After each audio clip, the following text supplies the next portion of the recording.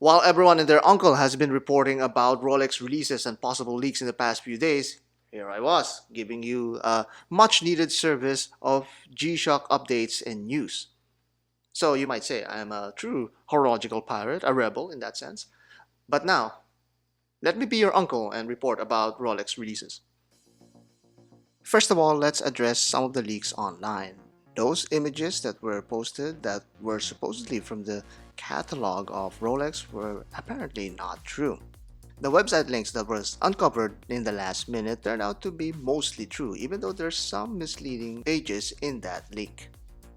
We'll begin with the showcase collection, the Daytona. This had one of the most expansive new releases with a lot of new models to choose from. This is also the most feature-packed collection as this is fitting for the Daytona's celebration. The new Daytonas will have a new revamped case that was redesigned to be more elegant and also a bit more functional with its crown guards. The dial also received some new graphic balance with resized and restyled hour markers and counter rings. The showstopper here was of course the new Platona with its new display case back that showcases the new movement. The 4131 caliber is the evolution of the 4130 caliber that the previous Daytonas had. And of course all of this can now be seen through the case back, at least for the Platona versions. Next is the new Yacht-master 42. With this new release, Rolex is actively pushing the Yacht-master into the sports category even though many may consider this a little bit more classy and luxurious than the Submariners. Many fear that this may cause some confusion with regards to the Rolex models, but we'll soon find out why this is something that is truly interesting. Off the heels of the Deep Sea Challenge, this is the second Rolex collection that will sport the RLX Titanium. This Grade 5 titanium concoction by Rolex is robust, lightweight, and can be polished as we can see from its champers. This gives it a touch of elegance in contrast with the all-brush finish of the case.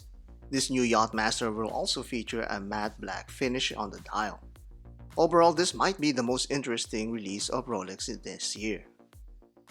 Now those were the models that we were expecting that Rolex is going to release this year, but here are now the models that we were genuinely surprised by in Watches and Wonders. In JJ's Watch Hangout, they remarked that this might be the most interesting release for Rolex in the past years, as this is even more surprising than many of the other watch brands' releases. We can see that especially with the unexpected Rolex Explorer 40 and the new GMTs in Jubilee bracelet.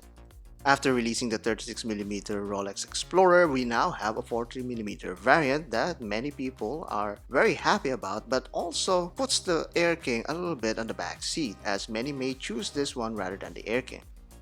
The new GMTs now will have a new root beer configuration that has this very pleasing gray bezel. This new Jubilee root beer will also come with a full gold version. In another surprising move, the Cellini will be going out and will be replaced by the new 1908 line. This will have the Rolex Genève branding at the 12 o'clock position and also sports the 6 o'clock small seconds subdial. This new model line will also sport a display case back, and the most surprising of all, this will be priced at $22,000, which is ever so inching in with the Calatrava pricing.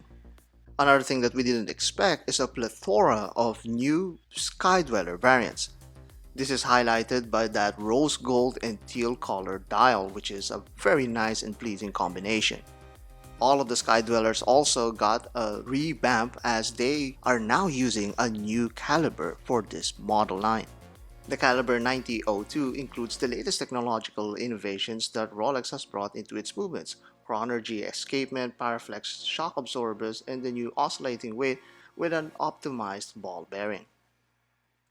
Rolex also dropped a new funky version of the OP with this new polka dotted dial that is a combination of all of the Stella dials that they discontinued a few years ago. Also, Rolex is pushing for one-of-a-kind dials in their new day dates, which is a little bit more desirable and more sufferable than that celebration dial from the OP. And finally, some notable omissions from Rolex collection this year, especially that of the Milgauss, which has been rumored for years to be discontinued. At least now it's not found anywhere in their website.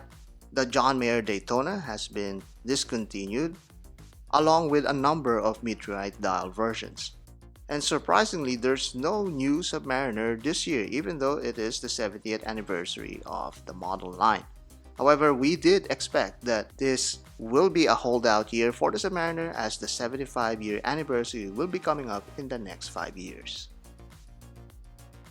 So what do you think? Did Rolex bring in their A game this time around? Or would you just rather look at the other brands and their releases in Watches and Wonders? Which is the more interesting model that Rolex released this year?